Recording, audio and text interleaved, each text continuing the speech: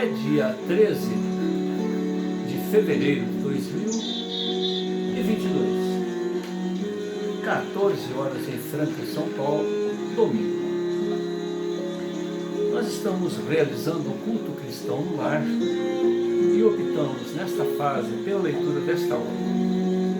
A morte é o seu mistério. A morte, o seu mistério, é uma trilogia apresentada pelo astrônomo Camille Flammarion. Camille com 2 L's, Flammarion com 2 M's. No primeiro volume, Flammarion apresenta uma coletânea de fatos onde os fantasmas dos vivos, ou seja, pessoas que gozam de boa saúde, se apresentam em locais muito distantes e ali são vistos por familiares, às vezes dão algum recado e representa a dificuldade da ausência, muitas das vezes preocupação com aquele parente, e com isso o fato ficou por ser esclarecido. O volume 2 é o volume que trata da aparição de fantasmas de pessoas vivas, porém convalescentes, pessoas doentes, pessoas que muitas das vezes estão à beira da morte ou durante a morte. Portanto, esses 2 volumes, o tomo 1 e o tomo 2, são para mostrar que alguma coisa além do corpo físico se manifesta à distância. Se manifesta inclusive aonde a pessoa que vê o outro, quando não é só uma projeção do pensamento e só está de mente a mente, aonde alguma coisa física está ali exposta, outras pessoas podem ver, podem ser fotografadas. Em alguns casos, por exemplo, a esposa de uma determinada pessoa, ou o marido de determinada pessoa, chegam à beira do leito, a pessoa está ali deitada, abre o olho, escuta um barulho, a porta abre, a janela abre, enfim, tem alguma manifestação material, algum ruído, e a pessoa vai ver, a pessoa está lado a lado, e muitas das vezes falando tão próximo que se sente o hálito da pessoa. Então, para mim foi uma surpresa você sentir o hálito de um fantasma, de uma pessoa viva, uma pessoa que goza de perfeita saúde e que se manifestou à distância. Então, no volume 1, 400 páginas, volume 2, 370 páginas aproximadamente, onde o autor diz que os fatos em seu arquivo pessoal são tantos que ele teve que selecionar, e que esse volume de 400 páginas poderia ser até de 4.000 páginas, caso ele utilizasse todo o material que ele tem arquivado. Todas essas cartas são decorrências de uma oportunidade que ele teve de publicar esses seus estudos no jornal à época, ou numa revista à época, e com isso alcançou um grande número de seguidores. Era uma revista que tratava principalmente de política, ou um jornal que se tratava principalmente de política, mas que tinha lá coisas variadas, receita de bolo, horóscopo e coisas que tais, e dentre elas um maluco lá que estudava, um cientista, né, que estudava os fenômenos da psique humana. Lá em França havia a Sociedade de Estudos Psíquicos, então ele tomou grande parte dessas informações por lá também. É um contemporâneo de Alexander Kzakov, Myers,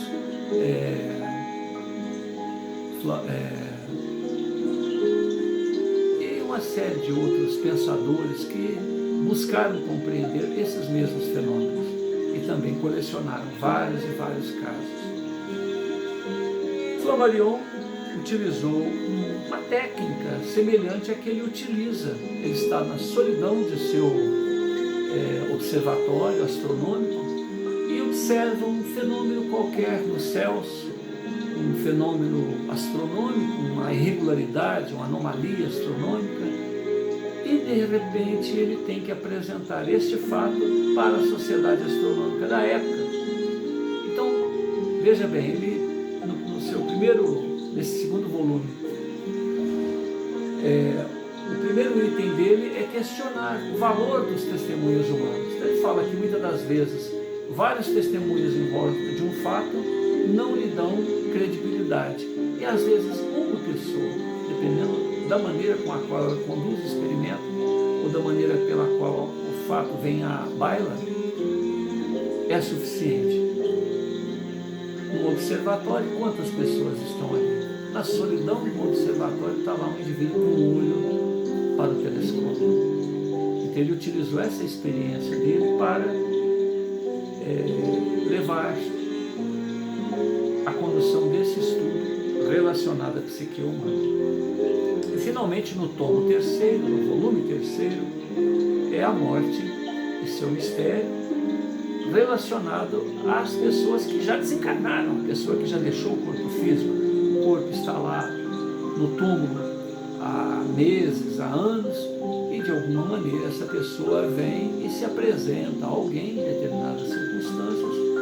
E como é que se explica isso? Se é possível a apresentação de fantasmas, de vivos, de pessoas ainda com o corpo físico, reconhecidos pelas sociedades de estudos psicológicos, seria possível um indivíduo que já deixou o corpo físico? Porque se o indivíduo ainda tem o corpo físico, vamos supor que está usando a energia do cérebro, a energia do corpo, a energia tal, e se arruma aquele monte de justificativas. Mas quando a pessoa já não tem mais o corpo, a única explicação seria aquelas energias disponíveis no próprio corpo do vivente agora estão sendo utilizadas por aquele ser imortal que fez-se acontecer em outro local, está utilizando a energia de outra pessoa, que nós chamamos de médiuns, de canalizadores. Mas Flammarion evita apresentar conclusões. Ele se empenha em apresentar casos, para que nós outros saibamos que alguma coisa muito diferente está acontecendo, para que a gente seja ingênuo ou irresponsável o suficiente para achar que nós somos apenas este corpo. Alguma coisa muito mais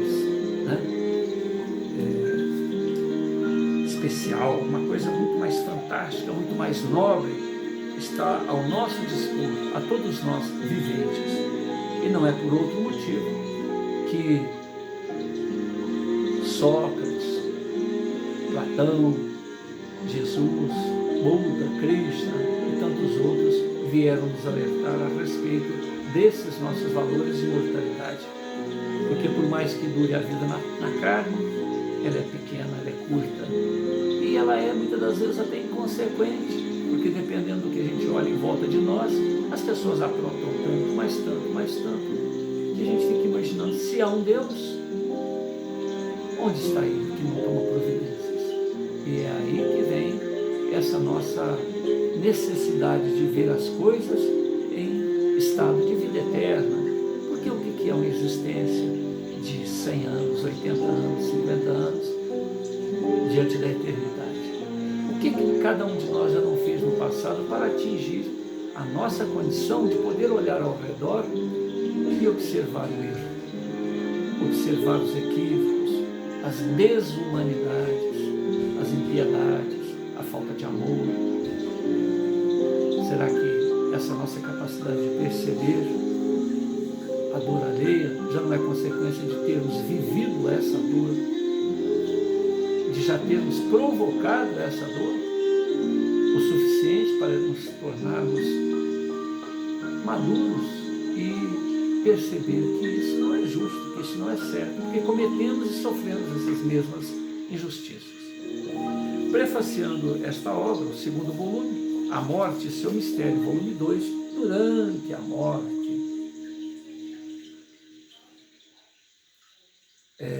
ele apresenta um pensamento socrático. Ninguém sabe o que é a morte, nem se ela será o maior dos benefícios para o homem. Apesar disto, tememo-la como se for o pior de todos os males. Atenienses, atenienses, acabais de me condenar a este epílogo da vida material, a vida da forma,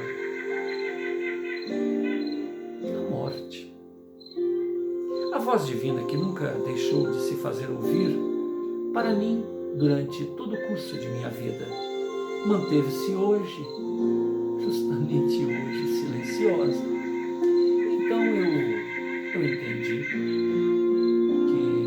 é porque aquilo que se sucede é um bem. Então eu não me defendi. Não me defendi perante meus acusadores e juízes. Vou sofrer a sorte, a sanção a que me impusestes, como atenienses.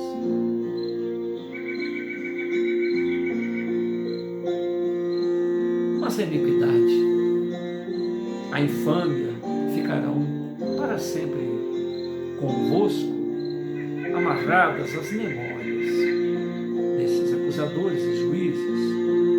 Submeto-me à minha condenação e eles certamente hão de submeter-se às suas. É deste modo que as coisas deviam se passar. E no meu entender, tudo acontece para o melhor. Quando a morte se aproxima do homem, tal qual se aproxima de mim mesmo. O que nele há de mortal, de perecível, desagrega-se, entrega-se aos braços da natureza. Entretanto, o que há nele de imortal, de incorruptível, retira-se intacto.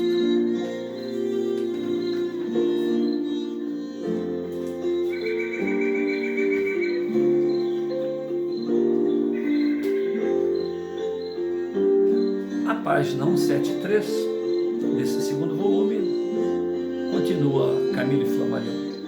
O marido da narradora confirmou em todos os pontos esta narração. Isto está em Anais das Ciências Psíquicas, 1891, página 208, Oliver Lodge. A sobrevivência humana, tradução francesa, 1912, página 82. Processing all Proceeding Associate Psychical Research, tomo 3, página 33. Não há dúvida sobre a sua autenticidade. Supor que a vidente experimentou a visão sem causa não é admissível. A causa deve ser procurada numa emoção do irmão transmitida à irmã, comunicação de moribundo. Assim, a observadora não somente sentiu forte impressão acerca do seu irmão, a uma hora muito próxima daquela em que ele morria. Não somente soube que ele acabara de falecer, mas viu a representação mais ou menos exata da cena de sua morte. Tê-lo anotado que tal impressão não foi experimentada no próprio instante do acontecimento, mas 6 horas após. Foi ela precedida de um sentimento de depressão, que começou no momento do despertar, à primeira vista. Somos levados a supor que a narradora viu o acontecimento em sonho e esqueceu, e que a visão subsequente foi o resultado da revivescência do aludido sonho na sua memória. Mas não sabemos o bastante para afirmar isto mesmo.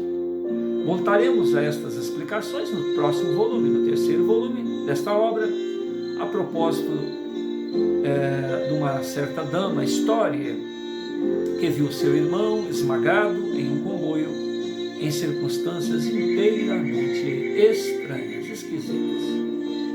Instruamo-nos ainda em outros exemplos.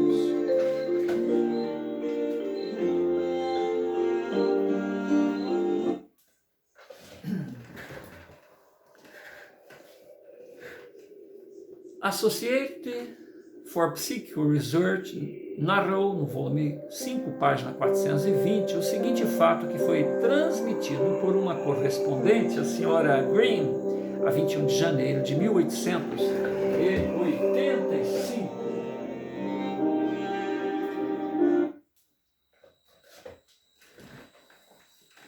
Trata-se de um sonho. Via duas damas no toilette, elegantes, numa carruagem aberta, quando perto da água o cavalo se deteve para beber, mas perdendo o equilíbrio caiu ao lago.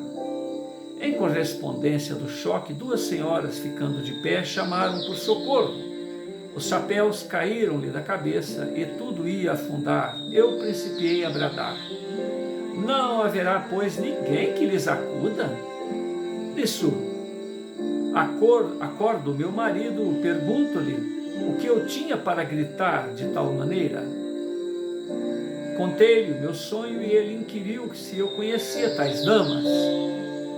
Eu não as conhecia, nem jamais as vira.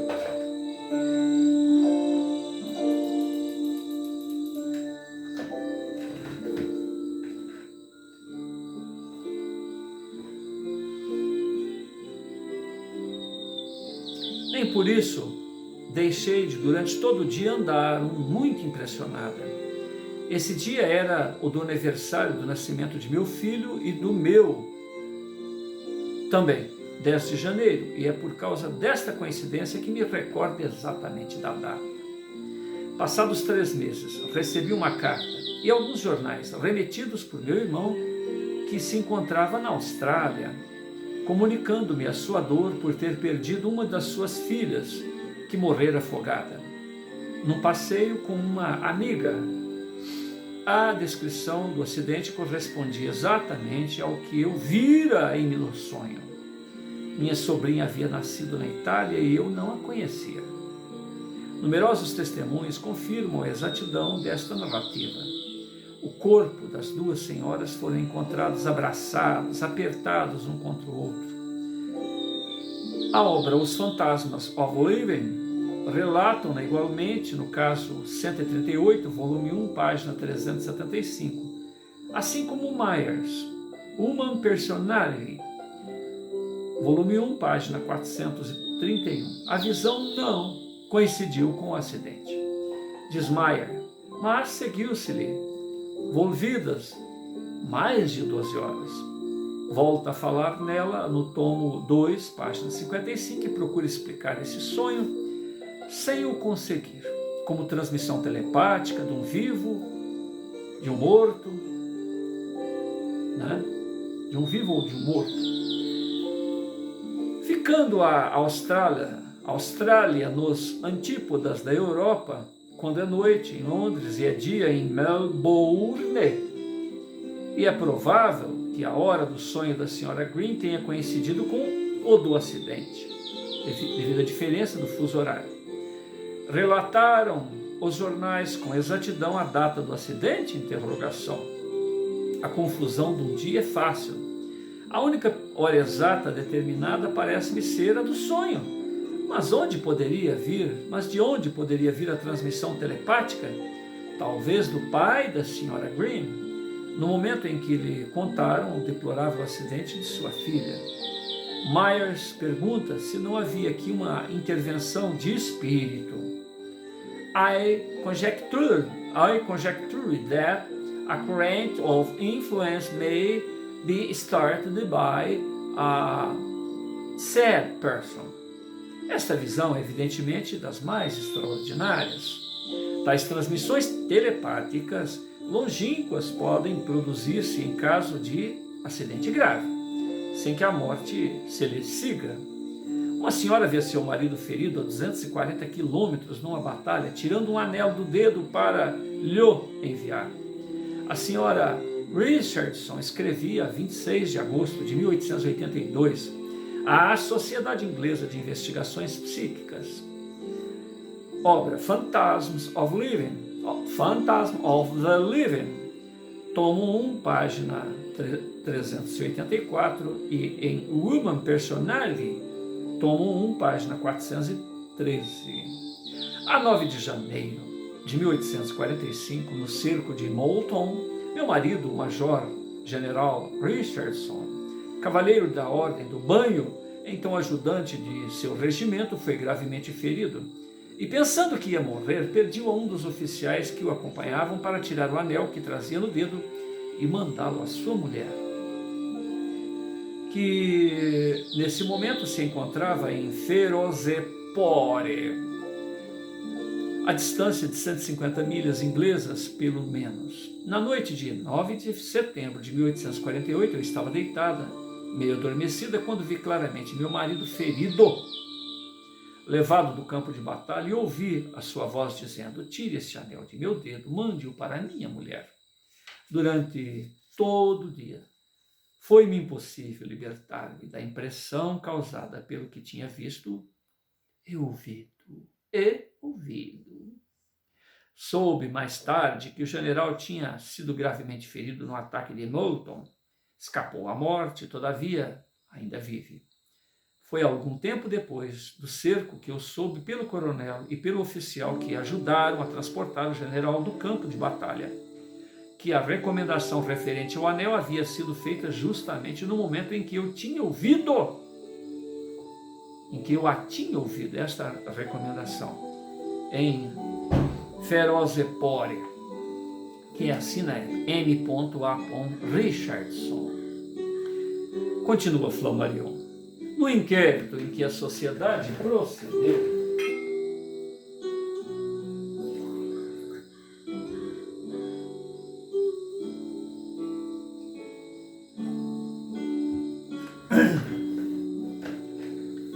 formularam várias perguntas ao general Richardson. Eis o resultado.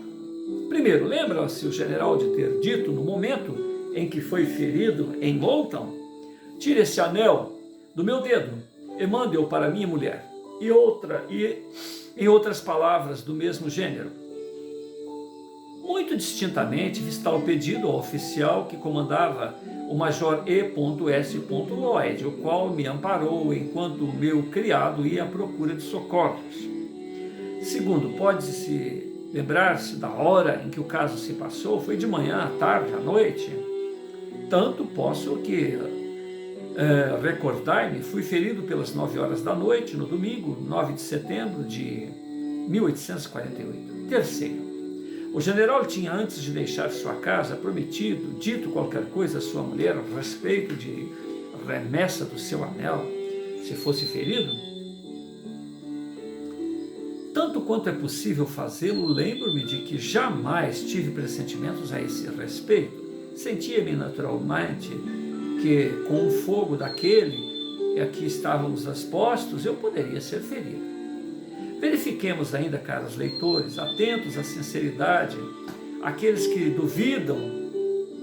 Não, verifiquemos ainda, leitores atentos e sinceros, que aqueles que duvidam desses fatos não são francos, não são honestos, serão surdos, mas que tenham a honestidade de se confessarem ignorantes, desconhecedores desses fatos. Confessem. A história que vou apresentar não é menos digna de nossa atenção. A do Dr. Bruce Micanopy, Estados Unidos. Escrevia em 17 de fevereiro de 1884. Ele escreve, isso está em Phantasms of Living, tomo 1, página 384, Human Personality, tomo 1, página 418. A quinta-feira, 27 de dezembro de 1883, voltava de Gainesville, distante 12 milhas daqui, ao meu laranjal, perto de Micanopy. Eu possuía apenas uma pequena casa de madeira com 3 compartimentos no meu pomar, no qual, em épocas de cultura, passava a maior parte do tempo. Estava só e bastante fatigado do meu passeio a cavalo, tendo me deitado muito cedo, provavelmente pelas 6 horas. Depois de ter dormido algum tempo, despertei com a sensação de ter sido levantado intencionalmente. O meu primeiro pensamento foi de que havia alguém na vivenda.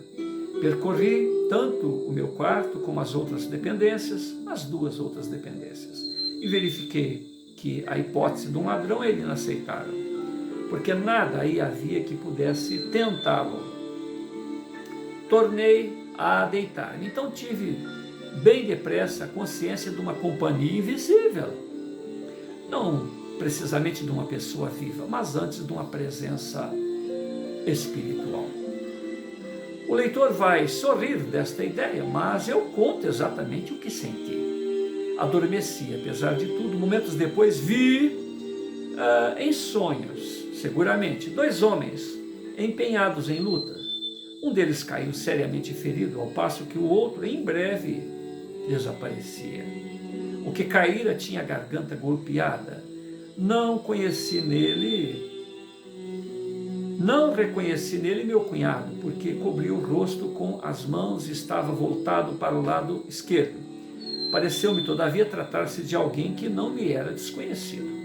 Olhei-o detidamente, vi-o junto à minha mulher, que me disse não sair dali enquanto o ferido não fosse pensado. Esse ferido parecia-me estar deitado em elevada plataforma, rodeada de cadeiras, bancos, cadeiras, carteiras, que lembravam uma sala de escola. Fora este compartimento, via eu muita gente, sobretudo mulheres, algumas das quais eu julgava conhecer. Meu sonho terminou aqui. Acordei de novo pela meia-noite, levantei-me, saí para observar o tempo, depois voltei para a cama, sem de resto poder dormir. O sonho mencionado tinha me causado forte impressão. Dias depois, recebi uma carta de minha mulher anunciando a morte de meu irmão, aliás, de seu irmão, de meu cunhado, né? A notícia que me dava de tal sorte coincidia precisamente com o meu sonho. Seu irmão fora assistir a uma festa de casamento, entrou numa taberna, encontrando um rapaz com quem tivera uma discussão. Ao sair deste lugar, foi atacado pelo adversário, que lhe cortou a garganta. Assassínio sem provocação. Meu cunhado vestia, sobretudo, com gola erguida. O punhal atravessou-lhe esta gola e cortou a carne até o osso. Foi levado para o estabelecimento, deitado junto ao mostrador. Depois de receber o ferimento, parecia exangue, exausto, né? Fora agredido na quinta-feira, na noite de 27 de setembro, e só faleceu no sábado. Quer dizer, foi ferido na quinta, só morreu no sábado de manhã. Por outra parte, minha cunhada havia ido para Kentucky, deitando-se, adormecendo durante a noite de sexta-feira, noite da morte de seu irmão. Sonhou que via um homem com a garganta aberta, acordado, muito assustada, e conservando-se acordado até amanhecer. Então, um telegrama anunciou o acontecimento. Aí continua Flammarion. O inquérito confirmou todas as narrativas, mas é tempo de concluir este capítulo. Segundo o conjunto das observações aqui expostas, é impossível duvidar da vista à distância das cenas de moribundos, das cenas de mortos. Trata-se de transmissão psíquica de alma dos vivos, em relação, todavia, com a alma dos agonizantes agindo à distância. Laços invisíveis, até hoje pouco estudados, reúnem os seres. Olha o que ele está falando, hein? Trata-se de manifestação psíquica da alma dos vivos em relação, todavia, com a alma dos agonizantes agindo à distância. Laços invisíveis, até hoje pouco estudados, reúnem os seres. O mundo aparente esconde um mundo real quase que inteiramente desconhecido. O mundo aparente esconde o mundo real, viu? Quase inteiramente desconhecido. O mundo da terra, o mundo da carne, é um mundo de aparência, e é um mundo real, bastante desconhecido por enquanto. O que há de mais estranho ainda é que às vezes as cenas são vistas antes de representadas no teatro da vida. À volta da morte à volta da morte agitam-se ainda muitos viventes, mas nós penetramos gradualmente na esfera do além. Já no capítulo seguinte, a ação de seres invisíveis parecerá manifestar-se. O ensinamento deste capítulo, confirmativo dos precedentes, é o de que o homem não é constituído unicamente pelo corpo material, sob o nome o qual está inscrito nas estatísticas, mas ainda e sobretudo por um ser invisível que pode agir fora da periferia do corpo tangível. Repetindo, o ensinamento deste capítulo confirmativo dos precedentes é que o homem não é constituído unicamente pelo corpo material, sob o nome do qual está inscrito nas estatísticas, mas, ou seja, aquele corpo material que tem um CPF, né? Mas e ainda, sobretudo, por um ser invisível que pode agir fora da periferia do corpo tangível. O estudo do homem está para ser constituído inteiramente. O estudo do homem ainda está para ser constituído sobre bases fornecidas pelos conhecimentos psíquicos. Repetindo, o estudo do homem está para ser reconstituído inteiramente sobre bases fornecidas pelos conhecimentos psíquicos. Então a psique reconstituirá as bases que hoje temos a respeito do homem. A ação da alma estende-se ao longe, tanto no tempo como no espaço. Repetindo, a ação da alma estende-se ao longe, tanto no tempo como no espaço. As vistas telepáticas precisas, às quais acabamos de assistir, conduzem-nos à porta de um templo fechado. O que acabamos de relatar conduz-nos à porta de um templo fechado. Até aqui, fechado às investigações humanas, ou ignorado pelas investigações ou interesses da humanidade. Vamos penetrar nele. Vamos penetrar nele. Advertências de diversos gêneros precedem a morte ou a anunciam. Advertências de diversos gêneros, de diversas formas, precedem a morte ou a anunciam. Previsões pessoais de mortos ficam ou fixam no mesmo dia e hora do passamento. Examinemo-las, instruamo-nos, sempre com a mesma liberdade de espírito, sem juízos proibitivos, sem juízos preconceituosos. Agora nós vamos entrar à página 180, item 7, que trata de advertências diversas, a precederem a morte ou a anunciá-las. Essa leitura ficará para... Ele deixa um pensamento de Laplace para este capítulo 17, para esse capítulo 7. Advertências diversas a precederem a morte ou anunciá-la. Laplace. O que sabemos pouco é o que ignoramos por imenso. O que sabemos pouco é o que ignoramos de imenso.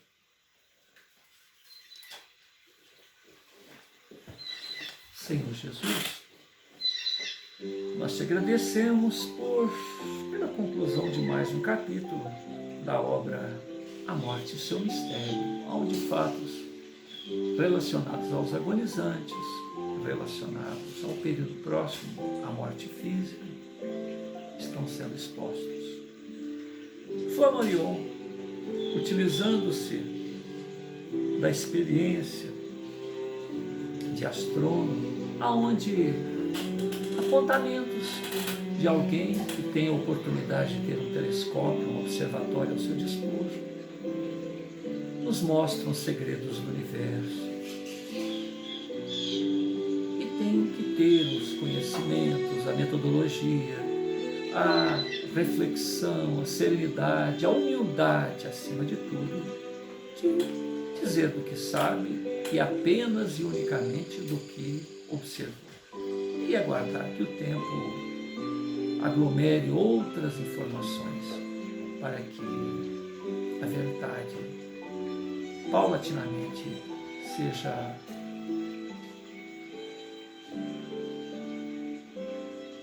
seja apresentada à consciência humana. E assim, da mesma maneira, ele o fez em relação aos fenômenos psíquicos, aos fenômenos do ser imortal, quando ainda no corpo físico, gozando de perfeita saúde nesse corpo físico. E em outros momentos, quando o corpo físico anuncia o epílogo da vida na forma.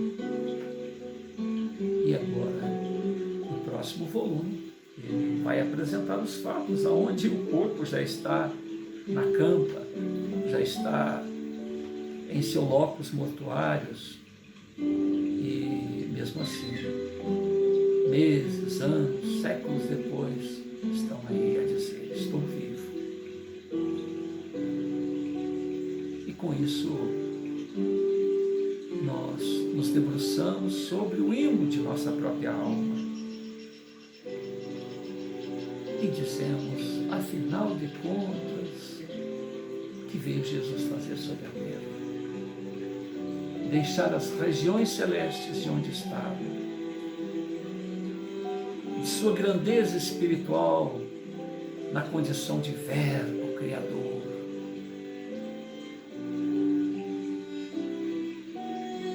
e mergulhar na terra, no solo, no chão da terra, humilde, em meio a animais, a pastores, a pessoas analfabetas, a pessoas nas últimas condições sociais, das quais no dia de hoje isto é possível e não o percebermos. Caminhar sobre nós outros, ao lado de nós outros, e não sabermos que estamos diante do nosso irmão mais velho, de nosso cuidador em termos de evolução espiritual. Afinal, quem somos nós? Somos um corpo físico ou somos um ser ad eterno, momentaneamente matriculados neste teatro da vida, que nos permite cada vez mais conhecermos a nós mesmos e irmos descobrindo nossos potenciais de filhos de Deus, de filhos do Altíssimo, de herdeiros da cidadania cósmica. Eis aí o convite de Flammarion. Está aí, meu filho, está aí, meu irmão. Tal fato. Explique você que está ouvindo. Por que negaste? Por que negaste? São centenas de milhares de fatos que basta também que você olhe ao redor e pergunte aos seus circunstantes, e muitas informações chegarão ao seu ouvido que você sequer imaginava. Como explicar tudo isso? Não há de se nos fazer reconhecermos mais do que o corpo físico. Então é estudar as obras que tratam da imortalidade, que tratam da comunicação entre nós que estamos na Terra e nós outros que estamos no plano ad eterno, na realidade da vida. Porque a vida na Terra nada mais é do que uma cópia da vida fora da matéria. Todos somos co-criadores. Construímos na Terra aquilo que nos interessa, aquilo que reflete o nosso status quo, que reflete a nossa condição espiritual infantil.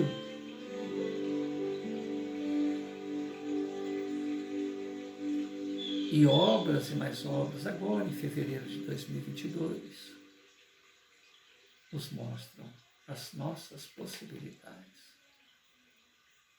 Irmãos de mais além, irmãos encarnados que vivem em outros orbes planetários, que conseguem se deslocar à velocidade da luz ou mais do que esta,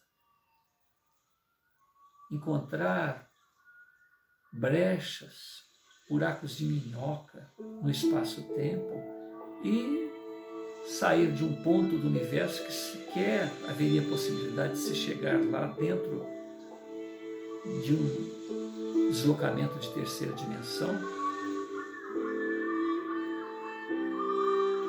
estão aqui conosco, tutelando-nos, aguardando o nosso crescimento científico, intelecto, moral, para fazermos parte desta comunidade estelar. Há tantos mistérios, há tantas, conforme disse Laplace, o que nos desconhece, o que nós desconhecemos, mostra, o pouco que nós conhecemos mostra o tamanho da nossa ignorância.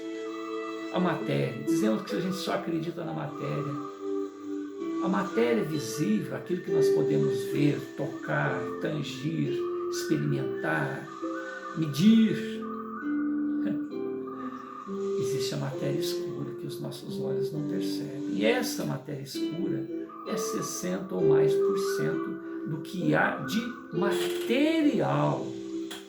A matéria escura no universo é mais de 60%. E esse espaço cósmico, onde a necessidade de 13 bilhões de anos-luz, a luz caminha 300 mil quilômetros por segundo, a necessidade de 13 bilhões na velocidade da luz, para que nós atinjamos os limites do nosso universo. Mas o existir não é neste universo de terceira dimensão. Há dimensões paralelas,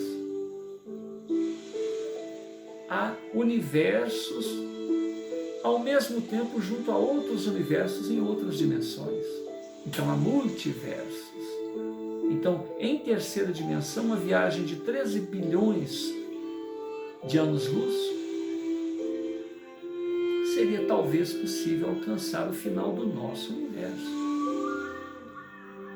Olha, quanto mais se mira os telescópios, à medida que vai se aperfeiçoando, se descobre ninhos de estrelas. São incontáveis os ninhos de estrelas, galáxias e galáxias. As galáxias são medidas aos bilhões. Os sistemas solares dentro das galáxias, faltam números para serem contados. Quatrilhões, decalhões. E nós aqui na Terra nos achamos o centro do universo. Tudo gira ao redor da Terra. Um planetico sob os auspícios de nosso Mestre Jesus. Hoje, as ciências psíquicas, o pensamento espiritual já nos mostra a grandeza espiritual de Jesus. Ele é o tutor de 30 bilhões de almas aqui na Terra, sendo que destas, 9 bilhões aproximadamente, 8,5 bilhões, estão encarnadas. Mas que ele não é o Cristo somente da Terra. Ele é o Cristo de pelo menos 4 outros orbes. Capela, Alcione, que são mundos mais evolutos do que a Terra, que sequer dá para imaginar. Ele também é Cristo de lá. E mundos primitivos, que tal como a Terra, estão iniciando o seu processo de vida, aonde os seres estão descendo das árvores, tais quais aconteceu aqui na Terra. Há uma população espiritual aqui na Terra, em circunstâncias que sequer imaginamos, modos viventes que sequer imaginamos, para pior e para melhor. E Cristo tutela tudo isso. E tutela tudo isso a nível de planetas como os referidos, muito mais avançados, assim como tutela mundos primitivos para os quais nós seremos certamente degradados depois de desencarnados, caso não acompanhemos esse momento importante que se iniciou em 2012 e vai até 2057.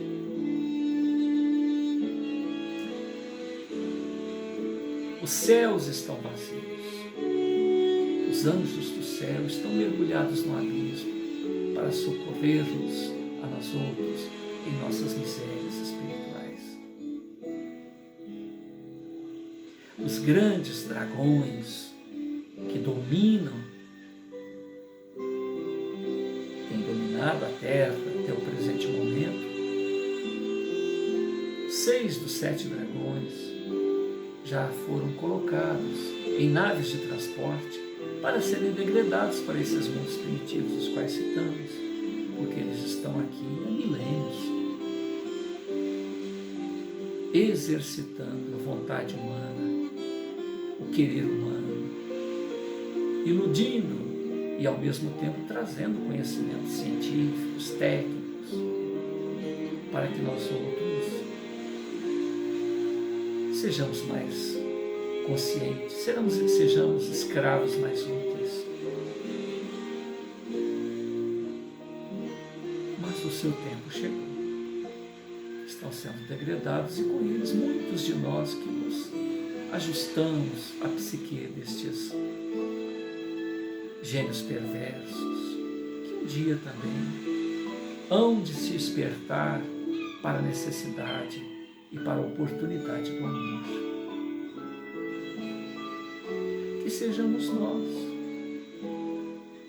tais quais estamos, tais quais somos, que olhemos para Jesus sabendo que Ele já venceu, que Ele nunca perdeu, que a vida aqui na Terra é administrada, somos experimentadores da vontade dos outros quando optamos por este caminho infeliz e ao mesmo tempo somos instrumentos de trabalho dessas pessoas as quais nós experimentamos, negativamente falando, provocando dores, para que eles nos deem o exemplo, fazer o melhor que podem para ascender diante do próprio momento evolucionário em que se encontram. Hoje em dia, os amigos espirituais nos pedem que nós olhemos para nós mesmos e amemos-nos tais quais somos, olhar para si próprio e amar-se tal qual é, e a partir daí empenhar esforços para a ascensão. Despirmos-nos das máscaras, da falsidade para consigo próprio, supor-se o que não é, porque isso nos entrava, isso nos impede a melhoria. A tal ponto que muitas das vezes o tempo em que nós dedicamos para acomodar em nosso pensamento essas compreensões éticas em torno do amor, da justiça, do bom e do belo, não representam tanto a nossa evolução, ajudam. Quando nos empenhamos em uma tarefa de caridade, é o tempo útil que nós evitamos produzir uma coisa negativa. Tudo isso porque fugimos de olhar para nós mesmos e observarmos o que realmente somos, tais quais estamos. Encarar essa verdade e nos melhorarmos. Essa é a verdadeira luta, esse é o verdadeiro processo. A cobrança imediata, a orientação desses prepostos do Mestre a ser trabalhada. Sem esse olhar neste lago plácido e transparente de nós mesmos e vermos onde estagiamos, o que fizemos de nós mesmos, é impossível melhorarmos apesar de toda a caridade, de todo o bem, de toda a intelectude que possamos desenvolver. Hoje, muitos prepostos, muitos oradores, muitos médiuns, muitos pastores, muitos padres, muitos indivíduos que estão à frente de um grupo falando a respeito das verdades que conheceram, mas que não praticam certamente, tem ali ouvintes mais evoluídos do que eles próprios, porque afinal de contas eles ouvem e buscam a melhoria sobre si mesmos.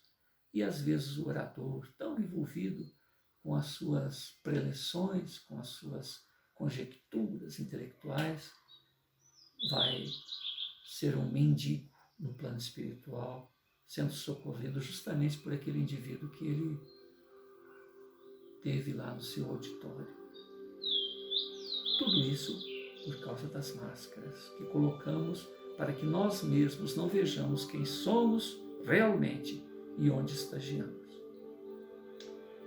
Que Jesus nos assessore e permita que este ambiente, que certamente os companheiros de Flammarion, essa equipe fantástica, estão multiplicando as nossas possibilidades junto ao seu coração, nos permita a consciência de trazer esta vibração para todos os momentos da nossa vida, porque neste momento de vida, de transição planetária, se esquecermos um segundo, o zum, zum, zum ao nosso redor vai nos aterrorizar.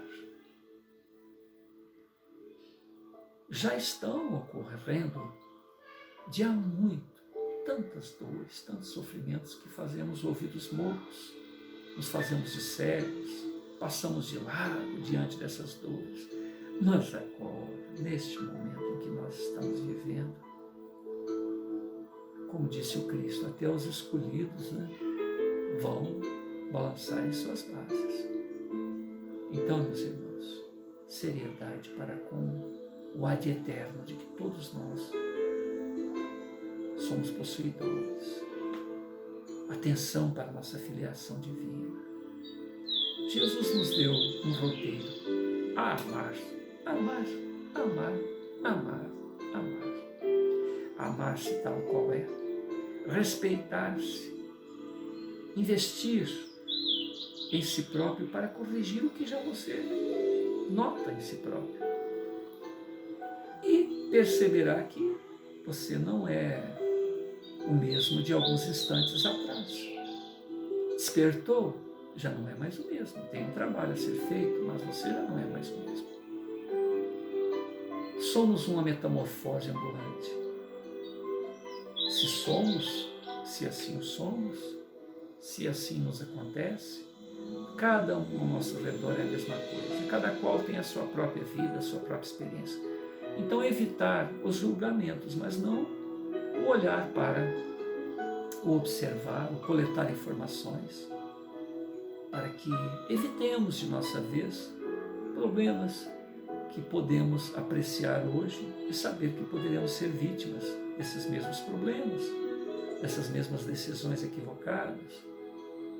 E, ao mesmo tempo, olharmos esses anônimos trabalhadores da luz que não fazem questão de se expor, que nos dão exemplos fantásticos de maneira digna e nobre de se viver. Então, sermos observadores de nós mesmos, sermos observadores do que ocorre ao redor, mas não juízes, nem mesmo de nós mesmos.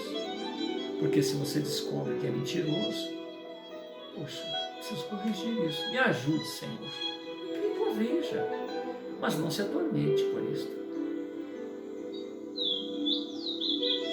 Sou isso, sou aquilo, estou isso, estou aquilo, que seria melhor, porque podemos mudar imediatamente quando reconhecemos os nossos equívocos. Louvado seja Deus, louvada seja essa equipe maravilhosa de Flammarion. Louvado seja você que nos ouve e que se empenhe em olhar para si mesmo com muito amor